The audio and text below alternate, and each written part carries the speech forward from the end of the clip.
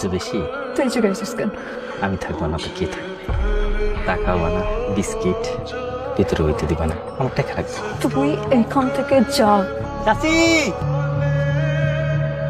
সাইডা দিছি, জুয়া খেলতাম তাও সাইডা দিছি। আমি তো ভালো হয়ে গেছি, কিন্তু আমার বউ আসিল, আমার কি উচিত আসিল না আমারে ভালো করা? সেই তুমি আমার উল্টা ভালো না করে সাইডা গেলা। পাঠাবে বলে 4 লাখ টাকা নিছি, এটাকে এখন ফেরত দাও। টাকা আমার আব্বাই। তোমার আব্বা 6 মাস করে করে বহুদিন ঘুরাইতেছে। তোমার আব্বা বললে কি টাকা দিব? টাকা আমার 1 লাখ যদি টাকা না দাও, আমি পুরা গ্রামবাসীর দল করব।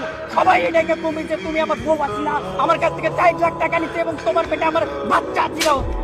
মিথ্যা কথা বলছেন, লজ্জা করে না? জানোয়ারের বাচ্চা, নেশাখোরের বাচ্চা। মিথ্যা কথা এখন তোর পরিবার বেতন, তোর জামাইরা জানো, পুরা গ্রামবাসীরা জানাবো। তোর সব কিছু আমি দস্তক করে দেবো, দেখ তুমি কেমনে থাকো।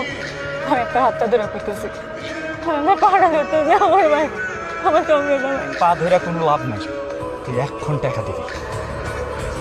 এটা বেচা যা আছে রাখেন, আর বাকি টাকা আমি 7 দিনের মধ্যে দেবো। কোথেকে পাবো এতগুলা টাকা? হ্যাঁ, একটা টাকা ধরে আছে যে তোরা দিব? তোমরা চাও আমার এই সংসারটাও নষ্ট হোক? তোর একটা বুদ্ধি দে, এই জানোয়ার তোর কদিন একটু ম্যানেজ কর, তারপর জামাই বাবাজির সাথে এত ভালো ব্যবহার করবি জানি জামাই বাবাজি তোর ছাড়া কিচ্ছু না বুঝে। আর কয়দিন গেলে একটা বাচ্চা নিয়ে নিবি, বাচ্চার মুখ দেখলে জামাই বাবাজির সারাসারি কথা চিন্তাও করবো না, সমাজের ভয়ে ওই কথা মুখেও আনবি না।